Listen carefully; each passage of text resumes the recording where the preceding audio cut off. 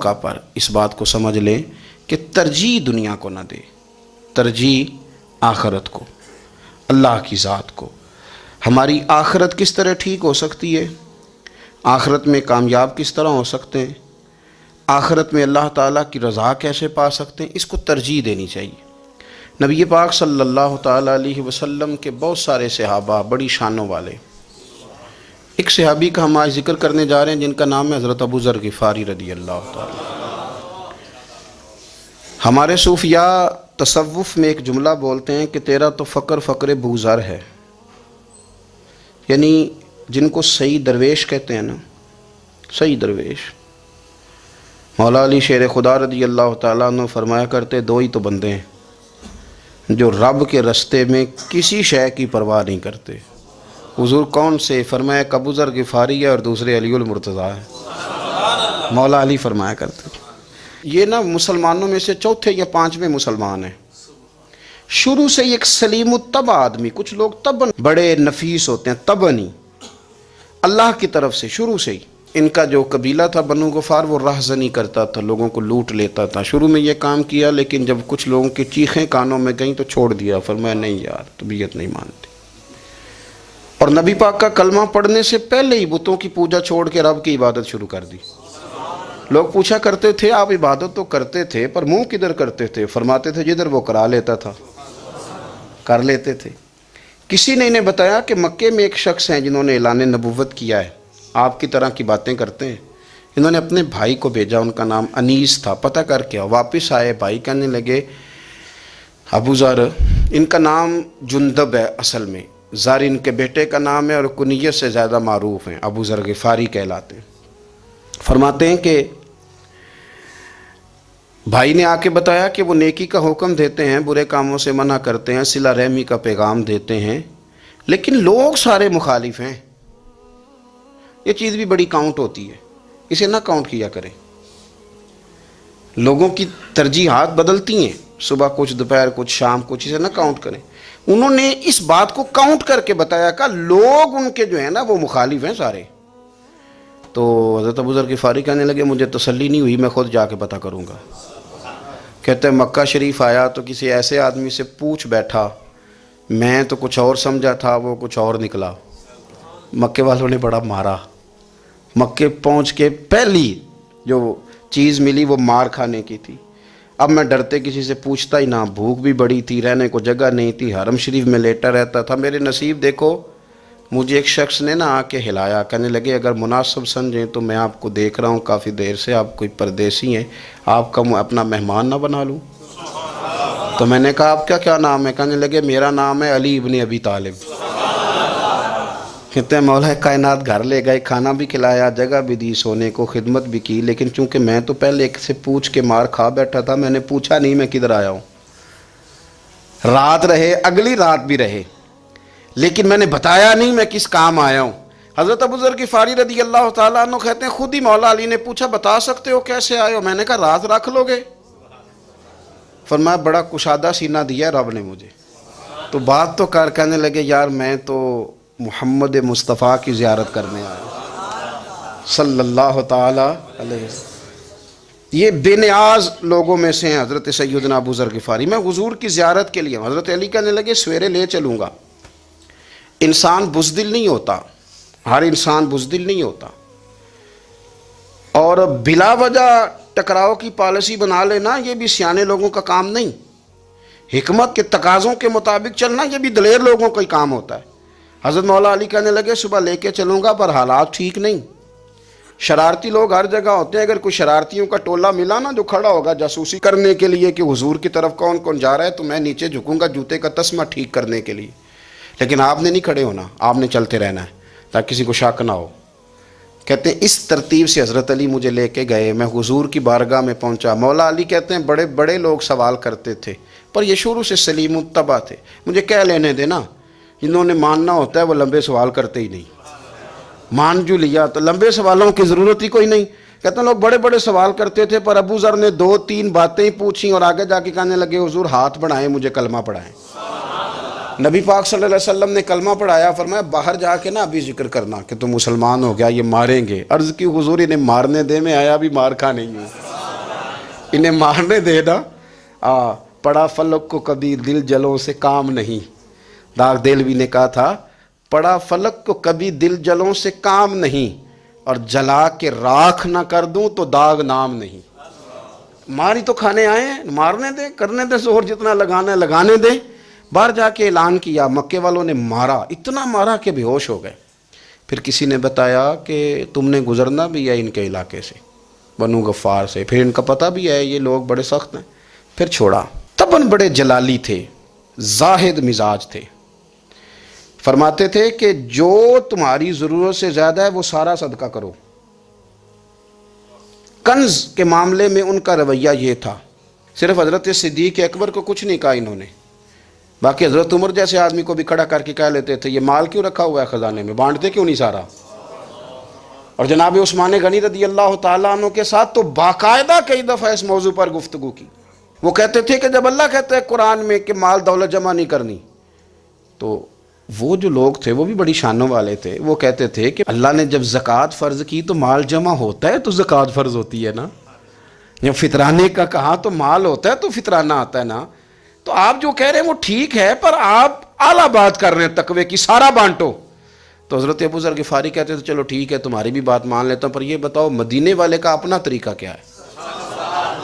کہ بھئی حضور کا طریقہ تو وہی ہے جو آپ بتا رہے ہیں. تو فرمانے لگے پھر اس رستے نہ چلیں جو رستہ مدینے والے رسول کا ہے.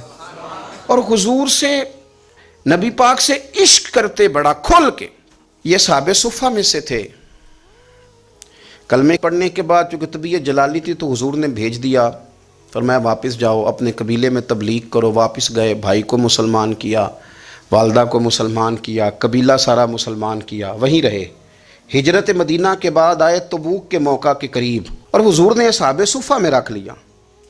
نوکری کرتے مدینے والے رسول کی، دلیر آدمی تھے، بڑا قبیلہ تھا، پر ڈیوٹی کرتے، ڈیوٹی خدمت کرتے. ایک بیٹا تھا زار اس کا نام تھا، اس کی ڈیوٹی لگائی تم نے میرے نبی پاک کے اونٹ چرانے. ڈاکو آئے تو صاحبزادہ اونٹوں کی، اونٹنیوں کی حفاظت کرتے شہید ہو گیا. اور یہ انوکھا بندہ ہے جس نے شرط لگائی تھی کہ میں نے کالی سیاہ رنگ کی عورت سے شادی کرنی.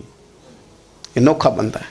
ایک بیٹی تھی، ایک بیٹا، بیٹا شہید ہو گیا. بیوی سے کہا تم نے نبی پاک کے گھر میں خدمت کرنی ہے، حضور کے گھر والوں، اور میں نبی پاک کی نوکری کروں گا. حضور کی خدمت کرتے، ہر وقت خدمت میں رہتے. اور حضور جب آتے نا، صحابہ صفہ میں یہ شامل تھے جو لوگ دین سیکھتے. حضور جب آتے تو سب سے پہلے آ کے حضرت ابو ذر غفاری کا پوچھتے، بلائیں. اور جب بات کرتے حضور تو بار بار ان کو مخاطب کر کے بات کرتے. حضرت ابو ذر غفاری رضی اللہ تعالیٰ عنہ کا نبی پاک سے اتنا پیار کہ ہماری بھی مشکل حل کر دی. ابو داؤد شریف میں موجود ہے، ایک دن کہنے لگے یا رسول اللہ صلی اللہ علیہ وسلم، اگر کوئی بندہ کسی سے پیار بڑا ہی کرے پر اس جیسے عمل نہ کر سکے، کوشش کرے کر نہ. لوگ ہمیں کہتے ہیں نا جی پیار بڑا، عمل بھی تو کرو نا. بھی کرنا چاہیے، پر انسان ہے نا، غلطی بھی تو ہو ہی جاتی ہے. اب ہم عمل نہیں کر سکتے تو تم ہمیں پیار بھی نہیں کرنے دو گے؟ مہربانی کرو، پیار تو کرنے دو نا. حضرت ابو ذر غفاری نے کہا، ابو داؤد شریف میں موجود ہے، یا رسول اللہ صلی اللہ تعالی علیہ وآلہ وسلم، حضور پیار بڑا کرے پر ان جیسے عمل نہ کرے تو حکم کیا ہے؟ تو حضور نے فرمایا پیار سچا کرے، اللہ قیامت کے دن جس سے محبت کرے گا نا اس کے ساتھ ہی دونوں کو اکٹھا فرما دے گا. تو حضرت ابو ذر نے فوراً کہا حضور پھر مجھے آپ سے بھی بڑا پیار ہے، رب سے بھی بڑا پیار ہے. فرمایا فکر نہ کرنا، جنت میں اکٹھے ہی جائیں گے. اتنی محبت رسول پاک کی ذات کے ساتھ حضور کی نوکری کرنا. ایک دن خدمت کرتے کرتے سو گئے. حضور مسجد میں آئے پتہ کرنے کہ ابو ذر آرام کر رہا ہے. یہ بھی مزہ ہوتا ہے، خیال رکھنا اپنے درویشوں کا، کیا کھایا، کیا پیا، کہاں سوئے. حضور رات کو آئے، یہ سوئے ہوئے تھے. فرماتے ہیں حضور نے میرا انگوٹھا ہلایا، میں اٹھ کے بیٹھ گیا. حضور بھی میرے پاس بیٹھ گئے. اور میں ابو ذر بڑا پیار کرتے ہو، سونے آپ کو پتہ ہی ہے. کہا یار تو بڑی نوکری کرتا ہے، ایک دن وہ بھی آئے گا جس دن تجھے میری مسجد اور میرے شہر سے جانا پڑے گا، پھر کیا کرو گے؟ تو عرض کی حضور کسی کی طاقت ہے مجھے آپ کے شہر سے نکالے؟ میں تلوار نکال لوں گا.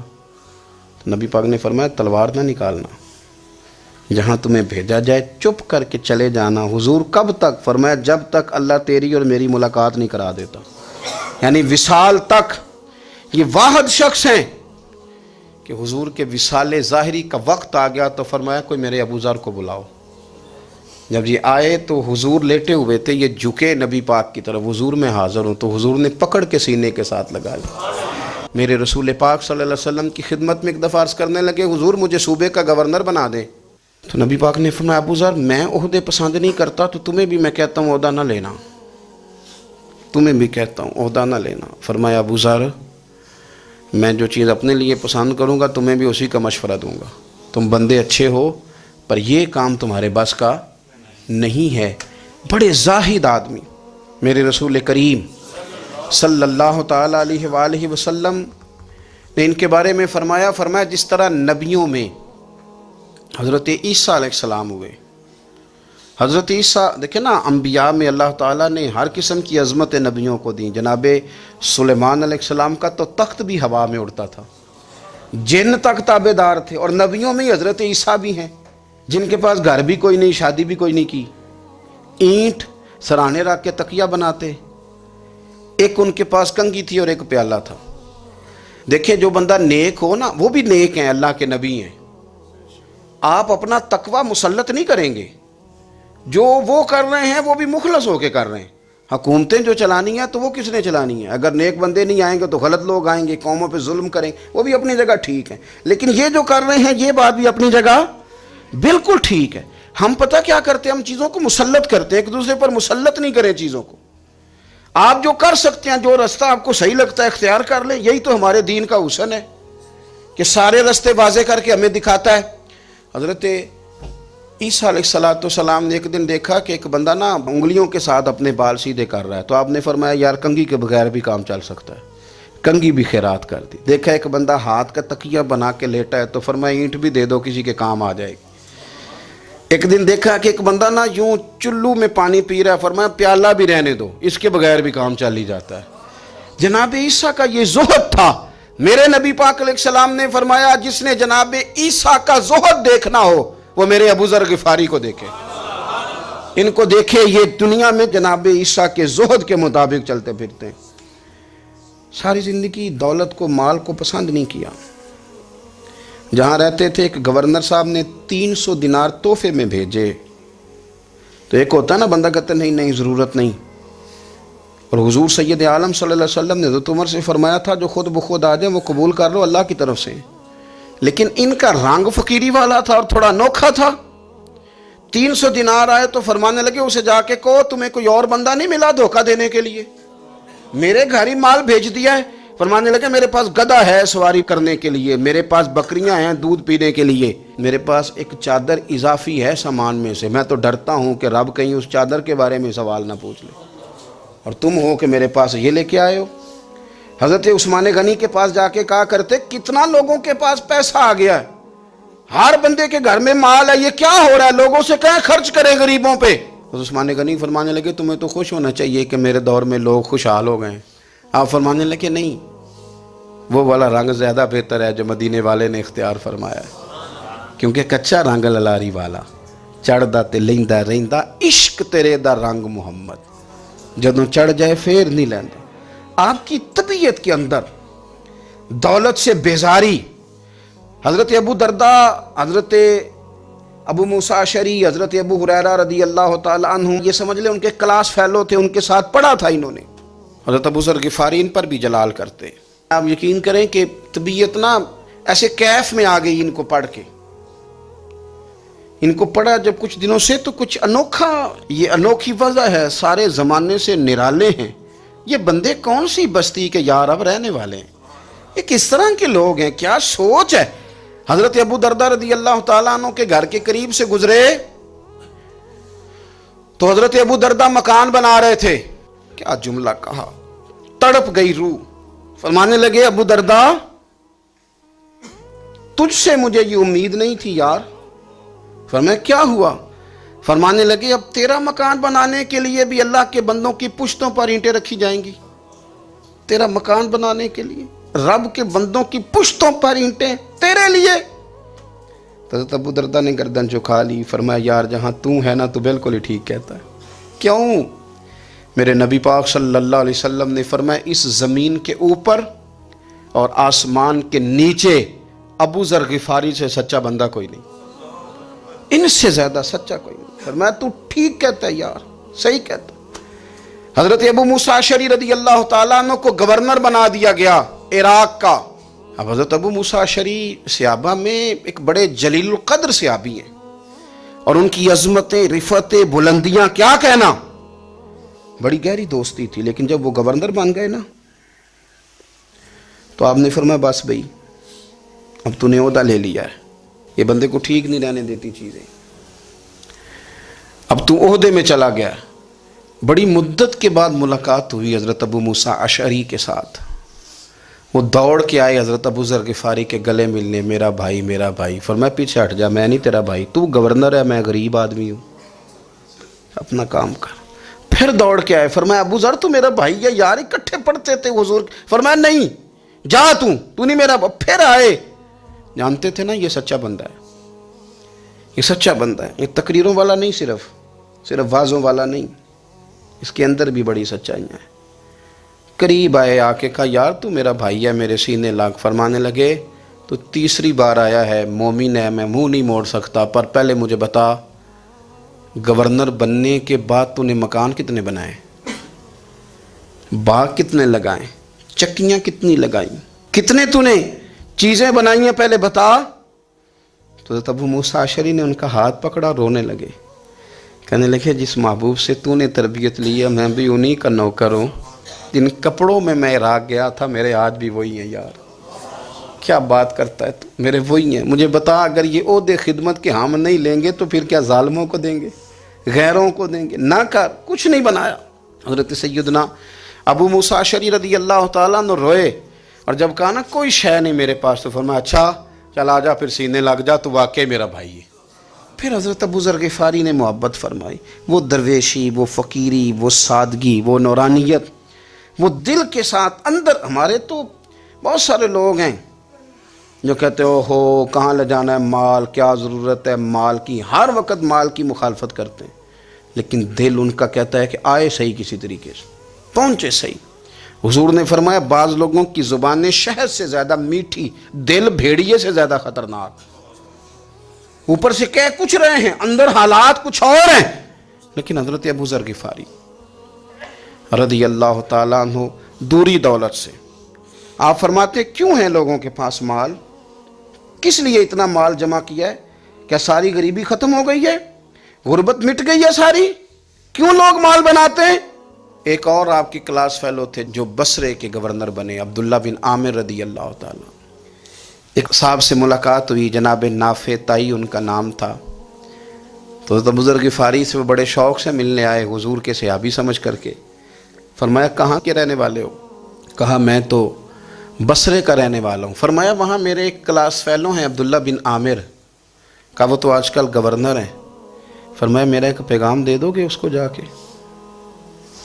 کہا حضور دے دوں گا۔ فرمایا اس سے جا کے کہنا تو گورنر بن کے بھی زندہ ہی ہے، اور میں پانی کا پیالہ پیتا ہوں، کھجور کھاتا ہوں اور رب کی عبادت کرتا ہوں، میں بھی تو زندہ ہی ہوں نا، تو بھی زندہ ہی ہے، اس سے آگے کچھ نہیں ہے، اور میں کھجور کھاتا ہوں، پانی کا پیالہ پیتا ہوں، میں بھی تو زندہ ہوں نا۔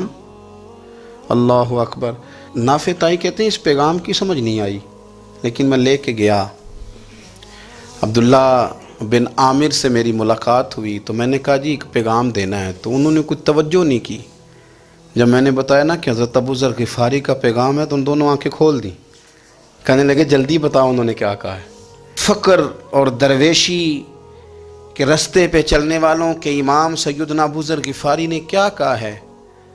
تو کہتے ہیں مجھے پاس بٹھا لیا، شفقت فرمائی، کہنے لگے اب بتاؤ انہوں نے کیا کہا ہے؟ تو عرض کرنے لگے انہوں نے کہا ہے کہ تو گورنر ہے، تو بھی زندہ ہے، اور میں کھجور کھاتا ہوں، پانی پیتا ہوں، رب کو یاد کرتا ہوں، میں بھی تو زندہ ہی ہوں نا۔ کہنے لگے ایک دفعہ پھر کہا انہوں نے کہا تھا کہ میں کھجور کھاتا ہوں، پانی پیتا ہوں، عبادت کرتا ہوں، میں بھی تو زندہ، کہا ایک دفعہ پھر کہتے ہیں تیسری دفعہ کہا تو وہ اتنا روئے کہ انہوں نے چادر میں منہ چھپا لیا۔ کہنے لگے یار وہ ٹھیک ہی کہتا ہے، وہ صحیح کہتا ہے، اتنا مال، اتنے عہدے، اتنی چیزیں، اتنا کچھ جمع کر کے رکھا ہے، ان کا حساب دینا ان چیزوں کی اللہ کے حضور کیا عذر پیش کریں گے، کس طرح رب کی بارگاہ میں بتائیں گے کیا وجہ تھی، کن چکروں میں ہم نے زندگی گزار دی۔ سیدنا ابو ذر غفاری رضی اللہ تعالیٰ عنہ نے اپنی حیات مبارکہ ساری کی ساری فرماتے تھے کہ ہم نہیں عمل کریں گے تو کون کرے گا، وہ خاص سادگی، وہ خاص۔ اور پتہ میرے نبی پاک نے کیا فرمایا؟ فرمایا مجھے میرے رب نے حکم دیا ہے کہ میں 4 لوگوں سے پیار کروں۔ اللہ اکبر، کاش کبھی آپ اس حدیث کے جملوں کو سمجھیں۔ اور یار اللہ نے حکم دیا ہے محبوب پیار کرے، حضور کس سے؟ تو پہلے 3 مرتبہ نبی پاک نے ایک ہی شخص کا نام لیا، فرمایا علی سے، علی سے، علی سے، پھر فرمایا ابو ذر غفاری سے، پھر فرمایا جناب مقداد سے، پھر فرمایا سلمان فارسی سے۔ رب نے مجھے کہا ان سے پیار کرو، حضرت ابو ذر غفاری۔ تبوک کے موقع پر نا اونٹ پہ بیٹھے تھے، پیچھے رہ گئے، اونٹ پر بیٹھے تھے تو پیچھے رہ گئے، اونٹ سست تھا، تھک گیا، چل نہیں رہا تھا۔ حضرت ابو ذر غفاری رضی اللہ تعالیٰ عنہ پہلے تو اسے لے گئے یہ گاؤں میں کہ اونٹ بیمار ہو گیا، اس کا علاج کرایا، لیکن جب وہ ٹھیک نہ ہو سکا نا تو اونٹ وہیں چھوڑ دیا۔ حضور صلی اللہ علیہ وسلم کے پیچھے ضرور پہنچنا ہے میدان تبوک میں، تو جو سامان تھا وہ سارا پشت پہ رکھا اور اکیلے ہی چل دیے، تنے تنہا اور پیدل۔ سامنے سے گرد اڑتی ہوئی نظر آئی تو لوگوں نے کہا حضور پتہ نہیں کون آیا ہے۔ فرمایا تمہیں نہیں پتہ، مجھے تو پتہ ہے نا، ابو ذر غفاری آیا ہے، ابو ذر غفاری آئے۔ پھر حضور نے فرمایا یمشی واحدہ و یموت واحدہ و یبعث واحدہ، فرمایا یہ تنہا چلتے ہیں، یہ تنہا ہی دنیا سے جائیں گے، تنہا ہی اٹھائے جائیں گے، تنہا تنہا چلتے ہیں، تنہا ہی دنیا سے جائیں گے، انتقال تنہا ہی اٹھائے جائیں گے۔ جو بہت زیادہ سختی کرنے لگے صحابہ پہ، بہت زیادہ، تو حضرت عثمان غنی رضی اللہ تعالیٰ عنہ نے فرمایا کہ آپ اپنے مزاج کے لحاظ سے تو درست ہیں، پر جو چیز آپ طاری کرنا چاہتے ہیں جب شریعت گنجائش دیتی ہے تو آپ کیوں اتنی سختی فرماتے ہیں؟ تو فرمانے لگے ٹھیک ہے پھر مجھے ربضہ جانے کی اجازت دے دو۔ ربضہ ایک بستی تھی، جنگل تھا، وہاں کوئی آتا جاتا نہیں تھا، اسی کسے دے کچھ نہیں جلا گئے تو نہ کچھ ہڈا دردی۔ حضور نے کہا تھا نا یمشی واحدہ، تو اکیلا چلے گا، ربضہ چلے گیا۔ حضرت سیدنا عثمان غنی نے کہا یہ کچھ بکریاں لے جاؤ، دودھ پی لیا کرنا۔ فرمایا عثمان مجھے مال کی تو ضرورت پہلے دن سے ہی کوئی نہیں، مجھے تو رب رسول کی ضرورت ہے، ان کی کرم نوازیاں میرے ساتھ رہتی ہیں۔ تشریف لے گئے، وہاں تنہا کھجور کے خشک ٹکڑے کھاتے، عبادت کرتے، اللہ کو یاد کرتے۔ بڑے بڑے لوگوں نے آ کے کہا کہ ابو ذر آپ کی بڑی شان ہے، ہمارے ساتھ چلیں۔ فرمایا چھوڑو، کہاں منشور ہم اور کہاں ہنگامے محبت کے، ایک حجرے میں رہتے ہیں، خدا کو یاد کرتے ہیں، ضرورت کوئی نہیں، جہاں ہوں نا وہاں میں ٹھیک ہوں، حاجت نہیں۔ وصال کا وقت آ گیا، دنیا سے جانے کا ٹائم آ گیا، اکیلے ہیں، بیوی ہے اور بیٹی ہے، جنگل کا علاقہ ہے، حج ہو گیا، رستے بند ہو گئے، بیمار ہو گئے۔ اپنی اہلیہ کو بلا کے کہنے لگے اب میں بچوں گا نہیں، اب جانے کا وقت آ گیا ہے۔ میں نے فقیری جو حضور کی دیکھی تھی اس میں نے وقت گزارا ہے، اور دیکھ میں جا بھی فقیری میرا ہوں، لے سجدہ سا توڑ دی پائی، جان بھی دیتی تیرا تیرے، اب جانے کا وقت ہے۔ تو اس طرح کرنا، اگر تیرے پاس کوئی کپڑا ہوا تو مجھے کفن دے دینا، نہ ہوا تو اللہ کے سپرد کر دینا۔ کہا ہم 2 عورتیں ہیں، جنازہ، غسل، کفن۔ فرمایا رب جماعت بھیجے گا میرے لیے، لوگ آئیں گے، میرے نبی پاک نے مجھ سے وعدہ کیا تھا آئیں گے نا لوگ۔ تو اہلیہ کہنے لگی ابو ذر آپ کو کیسے پتہ ہے کہ آپ اس صحرا میں انتقال کر جائیں گے، اللہ شفا دینے والا ہے۔ فرمانے لگے ہم 3-4 لوگ بیٹھے تھے تو حضور نے فرمایا تھا تم میں سے ایک شخص صحرا میں اکیلا انتقال کر جائے گا۔ تو وہ میرے جتنے باقی ساتھی تھے وہ سارے انتقال کر گئے، اب میں اکیلا ہی بچا ہوں، مجھے پتہ ہے وہ میں ہی ہوں، تو تم دیکھنا تمہیں کوئی نہ کوئی مل جائے گا غسل کفن کے لیے۔ آپ کی اہلیہ کہتی ہیں کہ میں اٹھی، کبھی دوڑ کے میں باہر جاتی، سڑک پہ جا کے دیکھتی کوئی گزر رہا ہے، پھر میں آ کے کہتی حج ختم ہو گیا ہے، رستے بند ہو گئے ہیں، کون آئے گا جنگل میں، پھر میں آ کے ان کی تیمارداری کرتی، پھر اٹھ کے جاتی، پھر میں آ کے تیمارداری کرتی. اچانک میری نظر پڑی تو ایک چھوٹا سا قافلہ آ رہا تھا.